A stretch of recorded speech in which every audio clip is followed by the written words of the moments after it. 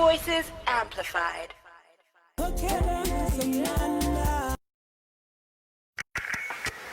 you ready? Ground Radio. We came, we saw, we kicked it. New voices amplified.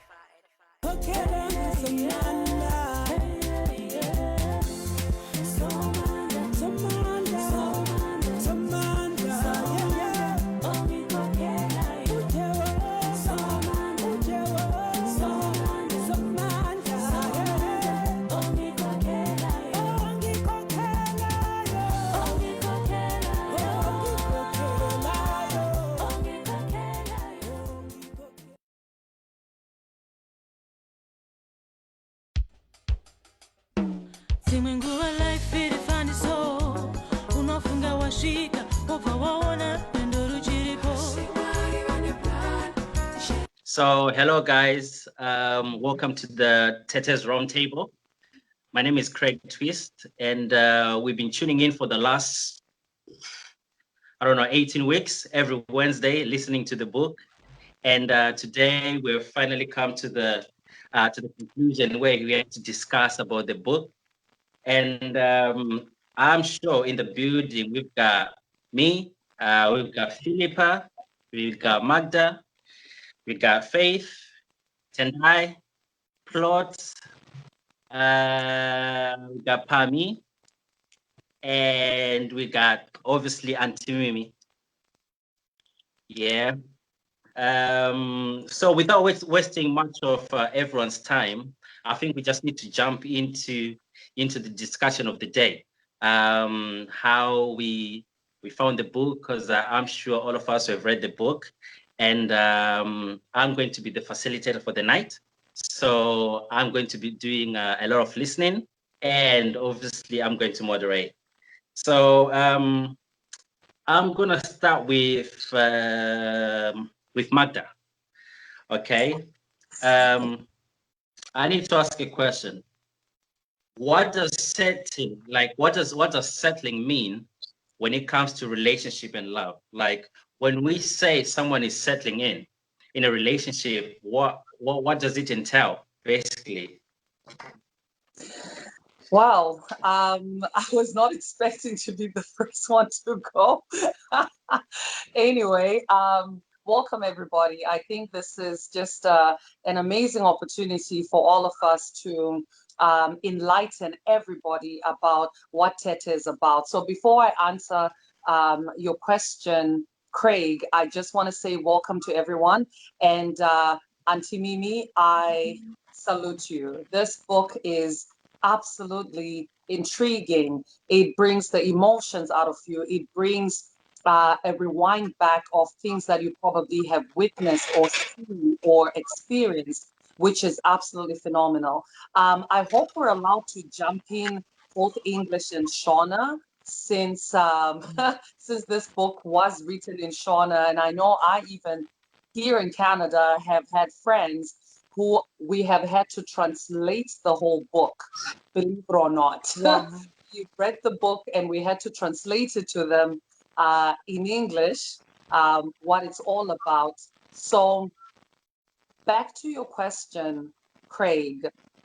Love and settling, it's quite interesting because I'm pretty sure you all know at the beginning I was Team Gary the whole way, everything about Gary and Vai.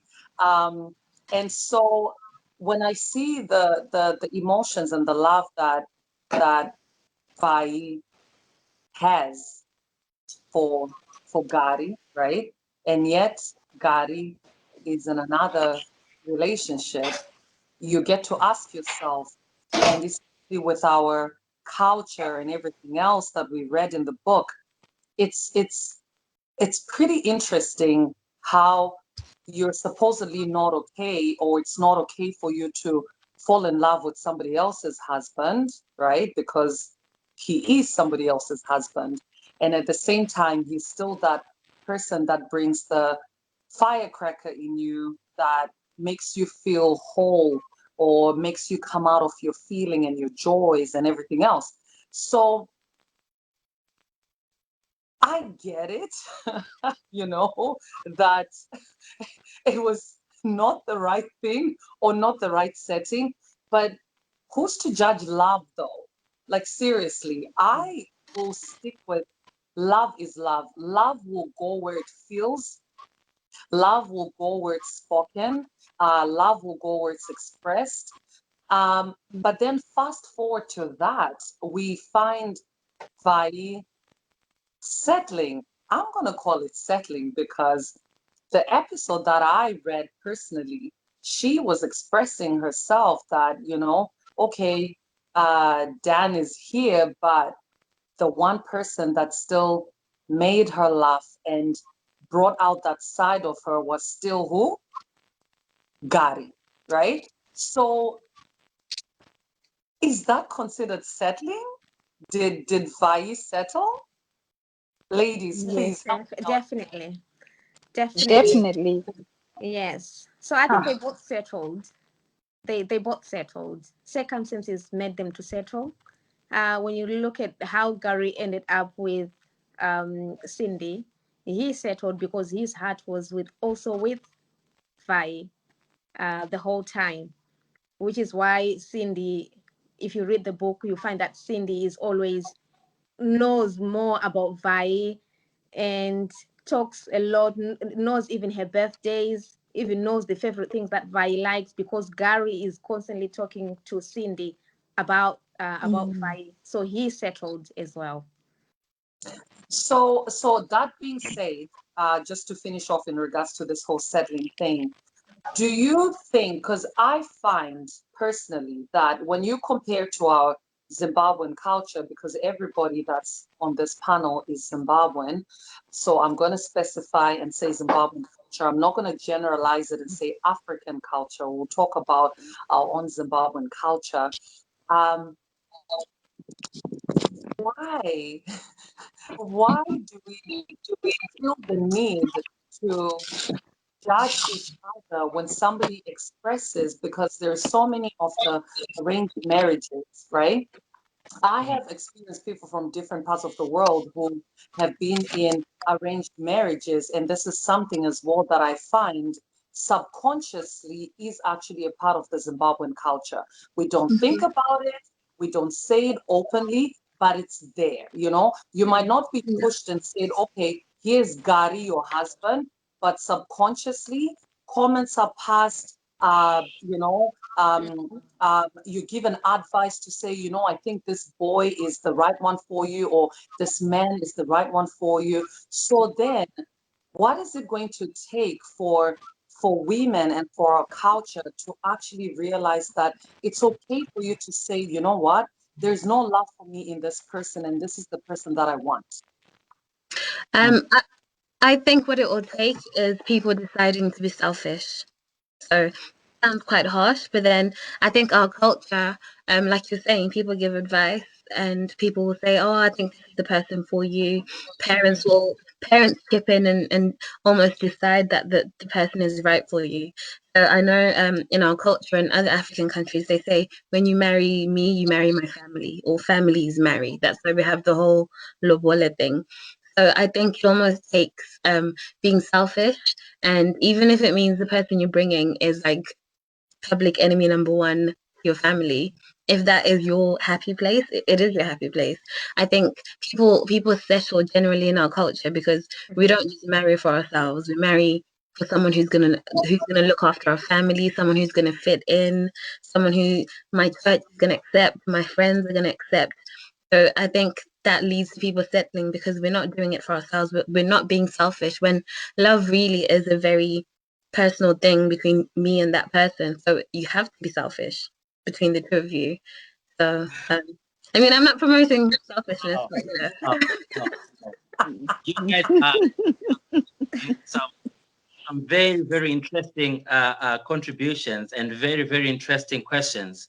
And then so it brings back to to culture and tradition on its own, because when Magda mentioned about arranged marriage, this is coming back to where in our culture as Zimbabweans and as Africans in general, we never used to marry for love. Love was out of the picture. Hence, we said kutanzi vanorora naive matongo, and people used to arrange to say, okay, mwana wekwaningi acharorana nemwana wekwedu, and then we join resources together, and then we help each other to develop the community or whatever. Because from our understanding, love is law and family is business.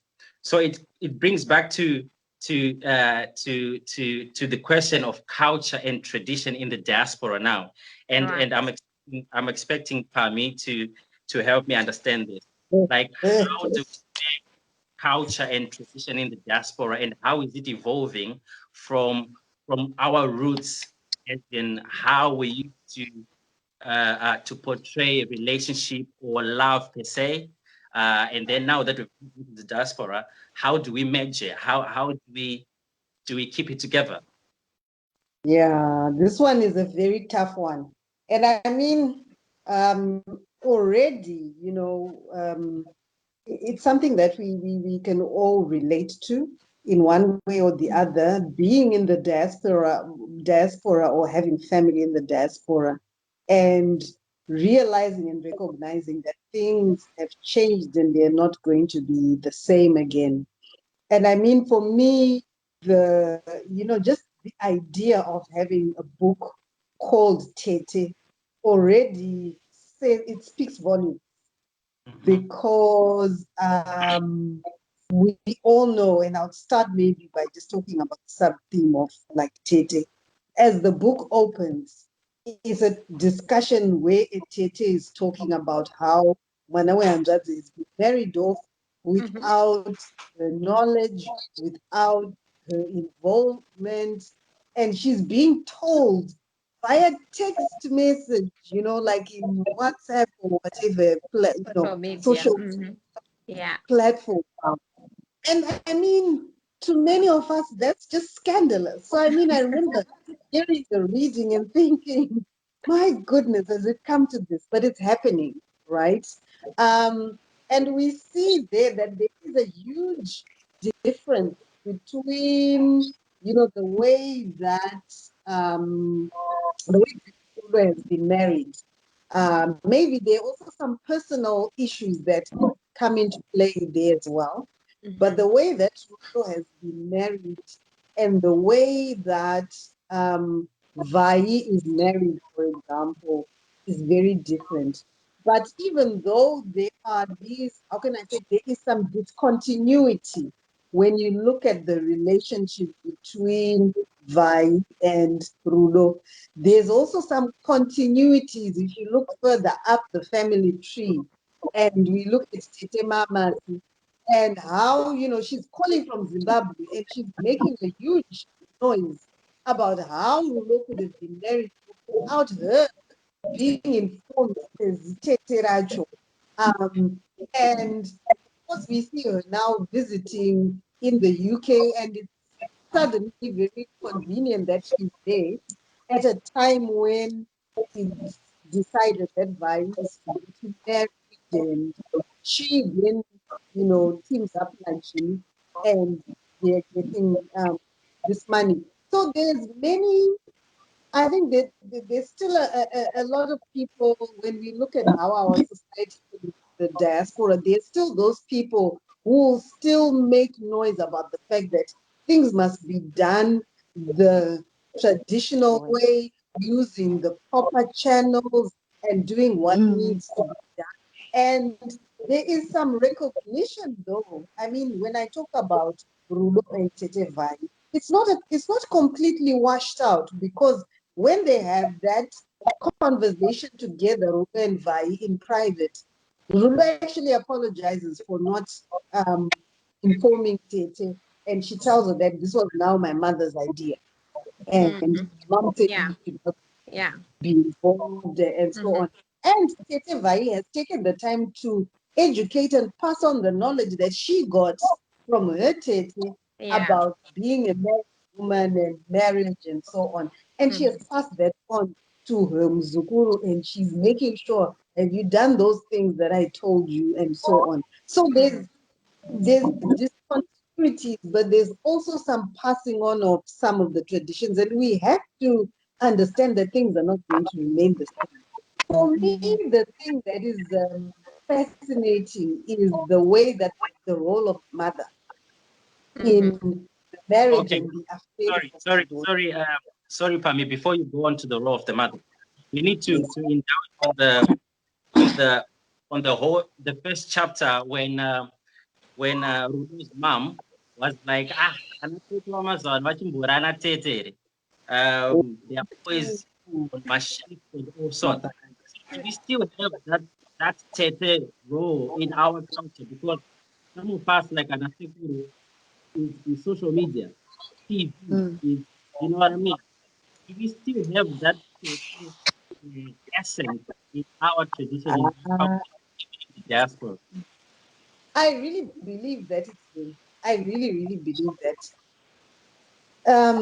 it may have evolved. Some of the things might be happening via WhatsApp, via Zoom, via Skype, via different means. And there'll always be, even where people are living in Zimbabwe, there'll always be dynamics where, for example, a mother will block the tetes because she has a personal vendettas against these people and she doesn't want her children to consort with them and involve them in their affairs and so on. You always have that, whether you're in the diaspora or not. But for those people that say that we are Zimbabwean, even if you're far away, even if you're in the UK, you will still dig her up and find her because there are certain things that cannot proceed and will be difficult to happen without that Tete. So to me, I mean, she says that, she makes that derogatory remark. Thanks for highlighting that. I do think that there are a lot of people who are still taking the time to either maintain those bonds or forge them in an emergency situation where it's almost like you're hiring someone because you might not have had a relationship, but when it comes to this and this and this and this, I've got to call this person and we've got to make amends, whatever we need to do. Let's get this thing on track because if it's my father, he's not going to listen to me, he's not going to listen to a friend. He wants to hear it from his sister, for instance. So, So I Pami, think the role that is here's a question. Are you hearing me? Yeah. Here's my question, though, and this goes to everybody, and I'm pretty sure this is going to enlighten you. In regards with this whole culture thing, I'll give you an example, because this is a topic that comes up a lot in my family. My husband is not Zimbabwean, right? And my kids were not born in Zimbabwe or from my husband's country, right? So, of course, he's black, he's Haitian, right? Which they obviously have some African cultural ways of doing things. When I've spoken to his grandmother that raised him, she's spoken about how they used to exchange goats during marriages, and I was very surprised. And this is in Haiti, right? However, here we are now. We've created our own family, right? We have two girls, and these girls are having a part of Haiti, a part of Zimbabwe, and a part of Canada, right? So the aunties, most of the aunties are in Florida, some are in Haiti, some are back in Zimbabwe, depending on which side of the family you're saying the aunties are, right? So where do we draw the line with this whole cultural this, you got to do this? I'll share something personal. I actually followed the whole traits. Before my husband married me, we did the whole kuchinjana numbi, believe it or not. We did that. Wow. Wow. Wow. Yes, we did. Wow. Yes, we did. We went to my auntie in Chitungwiza. He had a shirt, I had a top. We did the whole exchanging of Numbi, right? Because I've always understood that whole part of culture and he understood it as well. Great. If truth be told, right? If truth be told, if this was up to me, You know, I would skip that part and just go into Bora Bora and and exchange the bikini suits. Okay, like I'm just saying, right? That's the honest truth. But that being said, I did it for the sake of what I have been educated of, right?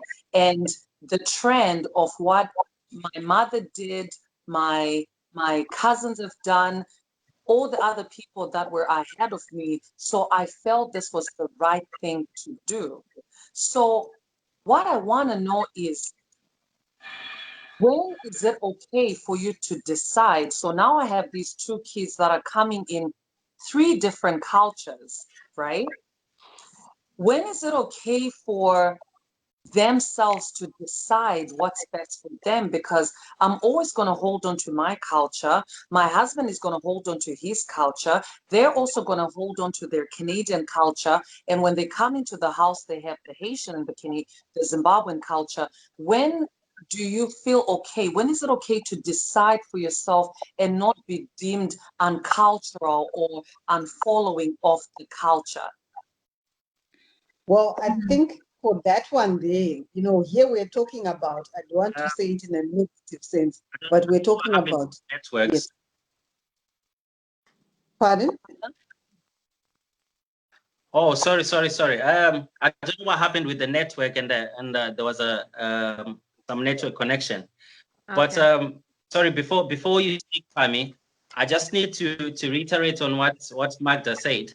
So I need Tendai to answer me on this one. Like, okay, what's the family and social expectation based on what Magda said and what Pami said about the roles of Tete and about, okay, Chinjana Numbi, what does the society say and what does the family say and how do we combine the two? Okay. For this one, I will also just put it out there because I'm in the same situation as Magda. I am married to an Englishman. Well, not English, he's in between because he has Jamaican heritage and yet he was born in England. And I'm Zimbabwean. And within the family, his side of the family have also intermarried. So we laugh about it and we say, oh, this is United Nations because we have European people in the family, we have African people, and we have Caribbean people, and we even have Chinese family from his side as well. So it's very intricate. But one thing that I am glad Magda has done is to stick to her culture from the start with her relationship with her husband. And I think that's a lesson for your children to know that you come somewhere where their cultural ways, even though they're growing in the Canadian culture, they are going to take from that. I think the important thing is that we stay true to ourselves and that our children see in us the truthfulness and the value of what we are doing and who we are. And they will hold on, they will pick and hold on to what they feel is strong. And you've got to be open and give them that option to take from what they've been exposed to. Because for me, I cannot enforce and say to my children, be Zimbabwean because I'm Zimbabwean, follow the Zimbabwean culture only. Because I've also been exposed to English culture, to other cultures whilst growing up. So I'm not Okay, entirely true anyway myself, but I'm glad that,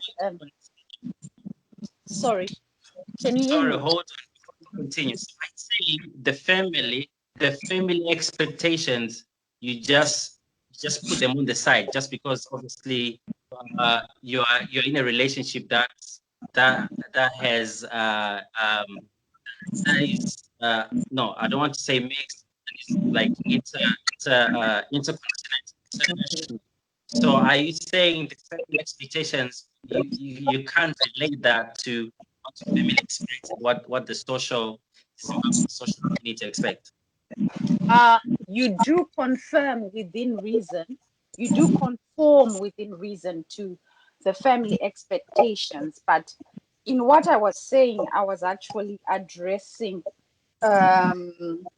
Magda's question with regards to her children, that they are allowed to pull from her culture and her husband's culture. Yeah. But as for me, as long as I am there, I will always be influential with my culture and who I am. And also, um, let my, as long as I'm true now, my children will be able to also understand when I say the family expects this to be done. And I expect them to conform to that, because they would have known me.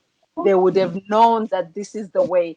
How many times have we in Zimbabwe grown up and done the cultural things as well as the English things? So I don't think it's a difficult situation, but the important thing is not to erase the culture and not to erase who we are and our ways.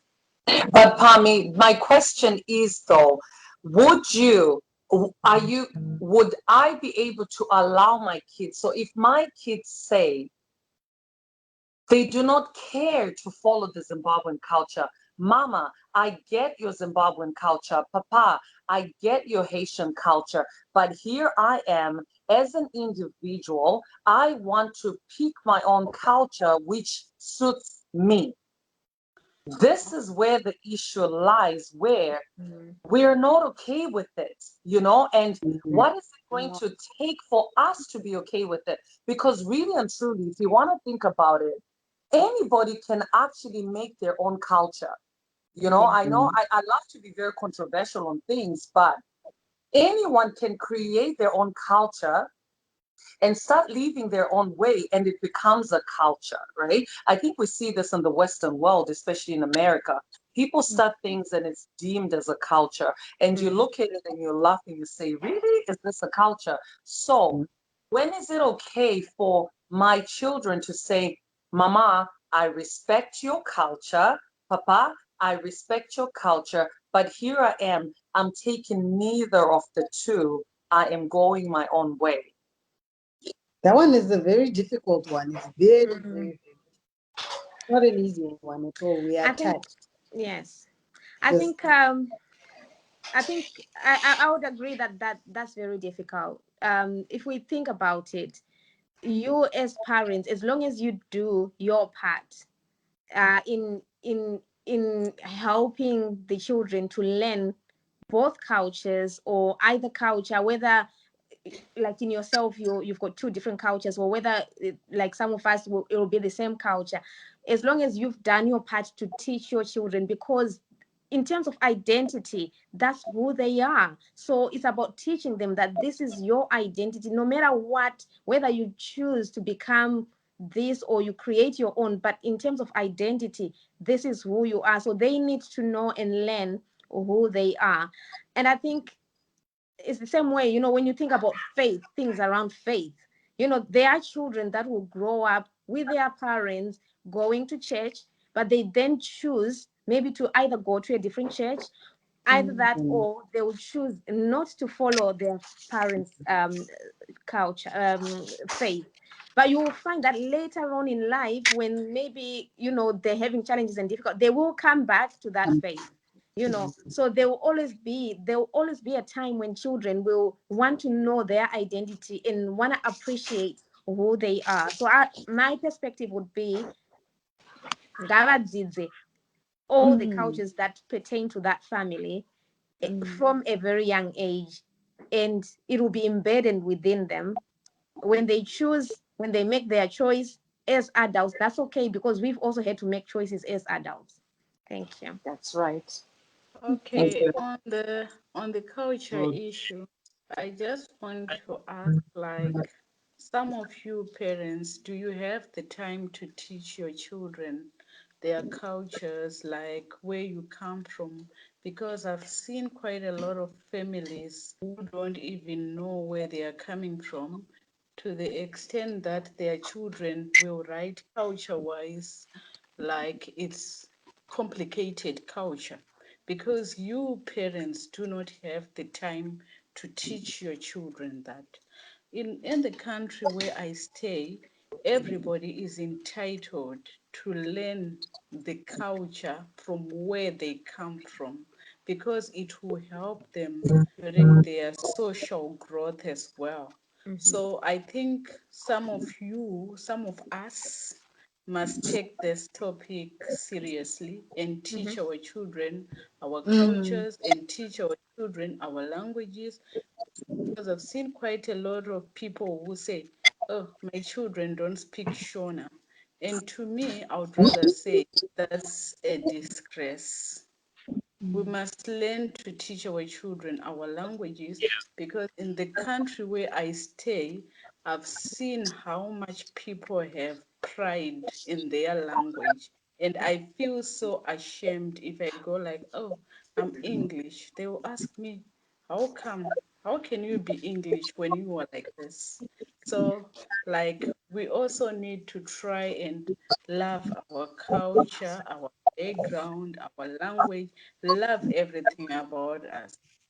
Welcome to Smart Purse Capital. Join the thousands of people who are changing their financial lives through Bitcoin and cryptocurrencies. Learn right now how to make money through crypto staking, crypto trading, crypto mining, investing in crypto coins like Bitcoin and many others, decentralized finance, and yield farming. You don't need to be a computer expert. Get started by just clicking a few buttons and let the system work for you. Join Smart Purse Capital and join the financial revolution taking the world by storm. Remember, you earn while you learn. Smart Purse Capital, building generational wealth. I agree. So Faye, I totally agree with what you're saying. I mean, I think this is an individual thing, if I can say so myself. Um, if I tell you, this is so random, but Wait, I'm sorry, going, sorry, Magda. So, yeah. um, hold on 1 second. This is a very broad subject, and about culture and about identity. So I'm going to note it down. We'll come back to it. For Okay. now, I need to ask Claude about something because Claude has been there right from the start, right, with ear ground and with the book reading and all sorts. So I just need his opinion about uh, uh, what he thinks about the book and also what captured him. What was the most what was the moment in the book that caught his attention that like wow, this is just something else because like I said, he has been watching everything from the start. He's been around you guys, you women, and him being there. I just need to hear his opinion based on what's his own understanding on the book and what blew his mind on TETE. So if you can give a platform to plot at the minute, and then we hear what he's gonna say. Thanks a lot, Craig. Wow, I really found the book quite intriguing and interesting in so many ways because if you check, we used to have a lot of books, like Shona books in Zimbabwe, and we'd read these at school. But the reading culture started to die down. So coming across this book somehow brought so many memories, but at the same time, a reminder of what we've been missing out. And then getting into the context of the book, a book that is focused on issues to do with relationships, to do with the lifestyles and the changes and the transformations that we have experienced as Zimbabweans, because now we are global citizens, we're living in so many places. I think the biggest highlight was that this is a book that sort of attempts to look take a closer look at what's happening within the different lifestyles from a perspective of religion to a perspective of new rights that are now coming into our society to a perspective of interracial relationships and also the connection and the disconnect that now comes in with regard to our traditions, our values, and the conflicts that are also happening with the new liberties that we're experiencing Yeah. versus the different traditions and the different cultures, and also what religion dictates to us. So I think for me, the most interesting or the highlight of the book, I think for me, it was mainly the relationship, Gary and Vi, that really kept The me true love. on the edges. And it was really striking, because I could mirror so many things, like on a personal level, and also looking at other families and what they're experiencing. And then I think this book, the use of language was Yeah. also one of the major highlights. How Mm-hmm. Auntie Nima managed to use a bit of street lingo, English, and Shona, and how it played. It's like a book So that was written for, yeah, it's like Zimbabwe, but you can actually relate to it for somebody who's coming from a WhatsApp, a Facebook, an Instagram generation. They can still relate. Yeah. Somebody who's coming from an older generation, they can still relate. So for Yeah. me, I think those were the most striking moments, and it made me appreciate even the Shona language more, Yeah. and the diverse readers that we had brought in the chemistry, they brought in diversity, and they brought life to the book. Yeah. Yeah, I think for now that's what I say. So, okay, with what you said, I'm gonna direct this question to Philip, right? Like the book touched on a lot of facets with regards to especially the relationship between Bai and Gary, right? Like Gary under his wife, and then now he still wants to be with Vai. So what's your take on polygamy? Because this is part of our culture as well. The whole concept of monogamy. Do you really think that monogamy really works, or we need to um, involve polygamy as part of our culture? Because, like what Magda said, that's how do you how do you control the love aspect of the whole relationship? Okay, I love someone, but they've got a wife or they've got a child. I mean, they've got a husband, but I still want them. Can we not just incorporate polygamy back into our society again? And I think it uh, sorry, plot. It was I wanted Philippa, and then you come back. Okay. okay, cool, great, That, great. that's fine. That is a very interesting question. My answer is going to be biased because of my faith. Because of my faith, in regards to issues around polygamy and things like it is a definite no. However, I think we cannot ignore the fact that these are the things that within our culture it was very common for people to marry, like for a person to have more than just one wife, right? So we see, for example, Vai, because she loved Gary so much, she was willing to be another wife, to be, I don't know whether she would have been the second wife in terms of, but she was the first in the relationship, but she would then have to be the second wife to Gary. So she's agreeing because she was drawn to him because of the love that she had for him and the love that they had for each other. She was willing to do that because it is part of the Zimbabwean culture.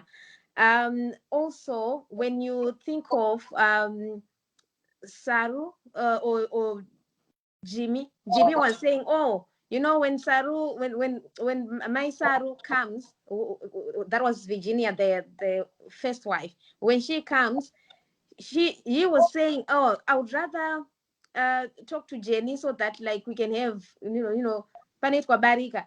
As you can see, it is part of our culture. I think for me, when I think more around Vice decisions, because as I was reading the book Tete, again I could resonate so much with where Vai was coming from. And for me, I think the major issues that were at play, or that were intriguing, or that the book brought out, was the mental health aspect of things. So when we look at, especially the decision that she's making, to be a second wife kunagari, if you think about it, is this decision based nekuti your choice yaari kunyatsoda kuti ndatoperera, or she's now thinking of that because of her age? She was in her late 30s, mid 30s, going towards 40. She's now deciding, I want to have a child. It didn't matter to her at that point. It didn't matter. She's thinking about the societal norms and the societal values, the biological clock, about where she is herself, and yet her heart, moyo wake wangu wakaperera panagari. So mental health issues right from the onset, we see mental health issues that affect the mental health of a person at play. For example, Vai is TETE. She's not involved at all in the marriage. I mean, at the same time, they're gossiping about her role, kuti ko uri kuzvifambisa sei tete vemunhu. And yet she didn't even know, she had no idea. Her own tete, the tate guru, vari kutomufonera kuti ko Vai uri kuzvifambisa sei, and yet she has no things that will play on a person's mind, right? Apa yanjadzi yake, the only child of their parents, mwana wake shuwa kurorwa. I mean, like, even if it's not culture wise, just this is blood. They were good friends, na Jimmy, and yet Jimmy lets child kuti arorwe. Again, looking at the culture, things that are playing on a mental health, right? Jenny wacho shamwari yanga iri shamwari ya Vai. I mean, think about it, guys. All the support systems, they're out. Who is she gonna get her support from? Thank goodness konga kuina Marcela. So okay, so based on your notion, are you saying kuti mental health started crippling in for the fact that she was in love with someone that is married? Or are you saying kuti zoni when faith came into our culture, like belief or religion, whatever, are you saying it's what we can blame on the notion of monogamy? Kuti faith ndo yakaunza monogamy, or polygamy is actually okay in our culture, but because of our faith, then let's not do polygamy. And then in a case here, Vai, are you saying kuti she was being affected mentally because or her mental health is actually showing because aida muna ne munhu wake? Is that a mental state? Well, one can say like there are many faces for a person to because we find that towards maybe the chapters 16, 17, you can start to see the effects and the impacts. Now that Vai is pregnant, her blood pressure is high. But when you start from the chapters earlier on, the emotional roller coaster, if you place yourself in Vai's shoes, you can see the things that were happening in the emotional roller coaster. So all of those things, are so many faces that impact. So there's one coming from left, the other coming from the right, So we're talking of family dynamics as well, which were in societal value, you would think, oh my God, what is going on? You've got Jimmy getting married to another woman, and yet he's got a wife, Kumba, and now it's being blamed on Vai. Do you see all these things playing a part built up in like Vai's mental health? All the blame kupiwa. And at the same time, there's this relationship with Gary, and Gary is like, I don't want to disappear for years. He disappears from the scene. And yet she's so much in love with this guy. So it's a lot of things that are impacting on her mental health. And now akashika pa break point, the time that she then got pregnant, you can now start to see kuti kana kudya chaiko, you know, she's even forgetting kuti ane mwana, like she needs to look after herself, until her mom spoke to her family kuti, if you continue like this, you are going to, yourself and your child, you are going to die. That's when she decided to get up. It didn't mean that the issues that affected her mental health stopped. However, you know, the support that she got from her mother impacted a lot on her.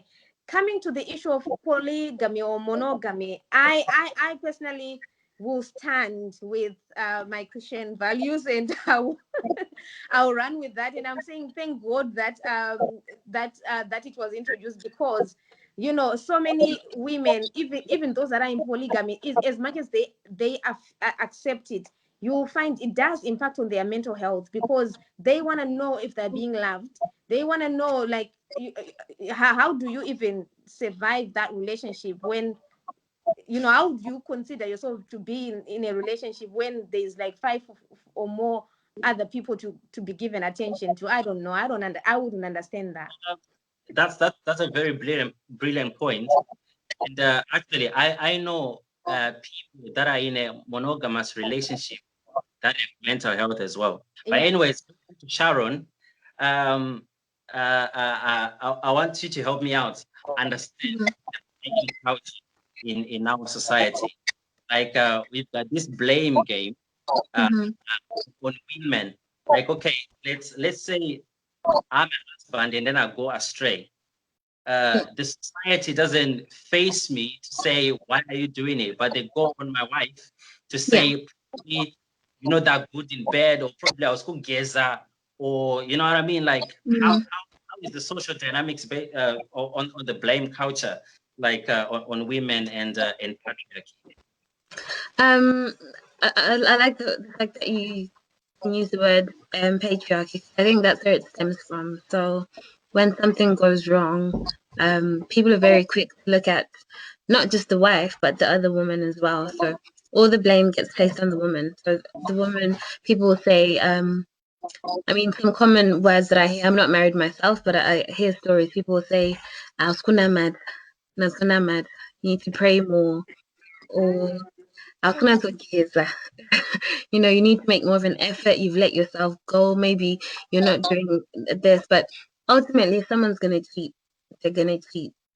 I mean, not to trivialize it, but look, the Beyoncés of this world have had those situations. So it doesn't matter what you do. Some people say you can do backflips, you can cook from morning till night. If someone's gonna do that, they're gonna do that. And not just the wife gets the blame, but the other woman will get the blame. The last person actually to be held accountable usually is the man. In this situation, Vai, obviously, initial reaction would be she's taking someone else's man, you know, would blame her. But what I liked about this book is that it didn't just show us that surface of we saw that love is such a complex thing. There's so many emotions at play. She doesn't want to be in that situation, but the heart wants what the heart wants. And sometimes, like, I guess it shows that you can find your soulmate if people believe in soulmates. That one person you connect so deeply with, and it's just the wrong time. So they've met someone else. You've met someone else, or circumstances just meant you couldn't be together. It's like in that situation, it's hard. It's like people, as much as they don't want to be together, they're drawn together. But it's so easy to just say this woman is a homewrecker and the wife doesn't bath enough. It's so easy to just make it a surface thing, and that's what we do in our culture.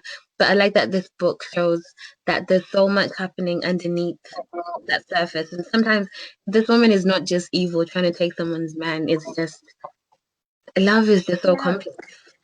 Love is something. So with what Sharon is saying, right? Master, you're on mute. What's what's our take on? Okay, I'm going to direct this to Faith, right? If you can help me out understand this, what's our take on Kudzoka kwa Signoro into his wife? and also the fact that the wife accepted him like that, and and everything, just took him back. Right. So what's your take on that whole chapter? Like, what do you think about it?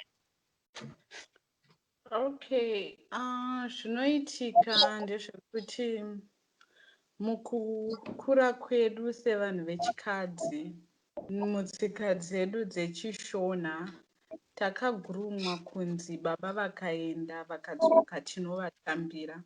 Saka mai Violet nekurayirwa kwavanga vakaita kumusha kwavo, vaiziva kuti baba vakambenge vapengereka nenyika, but vanokwanisa kudzoka back kumba. Saka ndo concept yavakangoshandisa kungoti hazvina hazvo basa, chingodzokai henyu baba tichengete mhuri. Zvinowanika because mukugara kwedu vazhinji vedu ana baba vedu vakatomboenda vakatombonochonera, mheno kwavakachonera ndokungozodzoka takangozoona baba vangodzoka pamba, life yakangocontinue as normal. And manje chinozonyanya kunetsa ndechekuti mazuva ano ana baba vanogona kudzoka vakurwara, and ana amai vanogona kungoshaya nguva yekuti vati baba endai munotestwa, ende zvinhu zvekuti mutsika dzedu nemagariro zvinhu zvinenge zviri zvinhu zvinorema. Saka amai vakangoshandisawo kurayirwa kwavakaita kumusha, vakangoti beta nditore baba back mumba. So what's wrong with that? What's wrong with taking back the love of your life? And this whole concept of saying if someone goes and then they usually come back, but of course, obviously in the book, so it's very relevant. But what's wrong with taking back the love of your life? Even Craig, Can I I'm just sorry. comment on this? This is so sensitive. Who's speaking? Pami, are you talking? Go ahead. Go ahead. Yeah, I just felt like it's not as straightforward kuti vakangomutambira murume uyu, because she tried also to engage Tete. Because remember, the whole time when he was with this woman in South Africa, Tete would come and sort of throw it in her face and say, oh yeah, you know, this that I got from Budi, and Budi this, and whatever else it was, to really rub it in, oh, you are nothing, and it. So when this guy rocks up, her first thought is, okay, well, he's going to go for hanzvadzi yacho because he doesn't want me, but zvinokenderana nehanzvadzi yacho, saka ngavapedzerane ikoko. And Tete obviously now says, no, that's not going to happen at all. And then there's no recourse, and then she's got the kid. And then that's how she ends up with, it's not like she just said, baba mauya, pindai mugara apa, murare. No, she wasn't taking that really, but in the end, she didn't have much of a choice. So I was just so sad about that, because you feel betrayed, you feel abandoned, you feel used, and you know, the women on women kind of what do you call it? That kind of tension between Tete and Murora, like you can disrespect someone, say horrible things about them, but when the dirty work needs to be done, you take it for granted that she's going to pick up the mess that you were encouraging him to get into while he was over there with the person who then threw him out.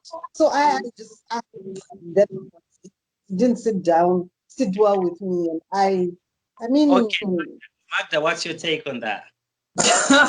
Well, you know, this whole thing of, and I have to speak with, as we talked about before, when you've been exposed to different cultures and different things and different ways of life, right? Kungotora munhu, what iwe waziva here kuti munhu angaenda kupi uyezve adzoka achibva kupi?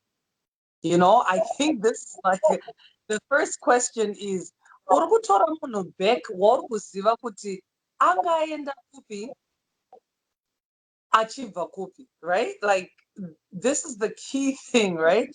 And in our culture, again, coming back to our culture, Man, I have to take a deep breath for this. I grew up at a very young age, if that makes any sense. As in, I was forced to be mature at a younger age, and not in any sense more mentally than anything else. As in, with what I witnessed, with what I saw growing up of my own personal relatives doing this whole taking back a person. And I remember vividly of seeing a person that was taken back, wakuti waiti ukati ukafuridza arikudonha nemhepo, right? And you already know what this means, right?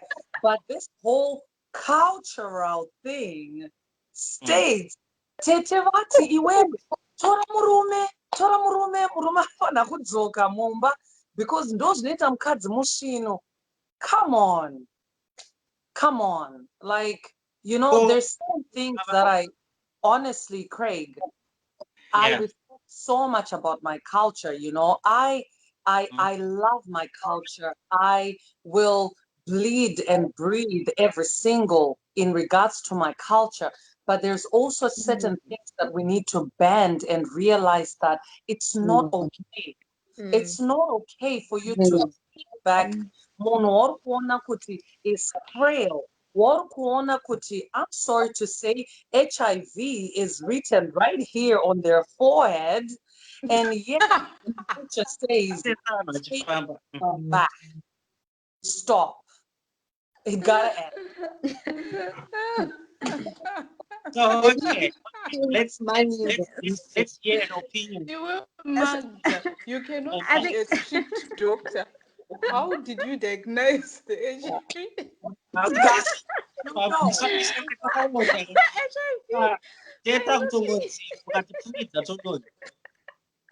No, I think for me, let me have thoughts. Sorry, being mindful. Oh, sorry. Yeah, I think being mindful also that our audience, the audience that are probably listening to this, are from different nations.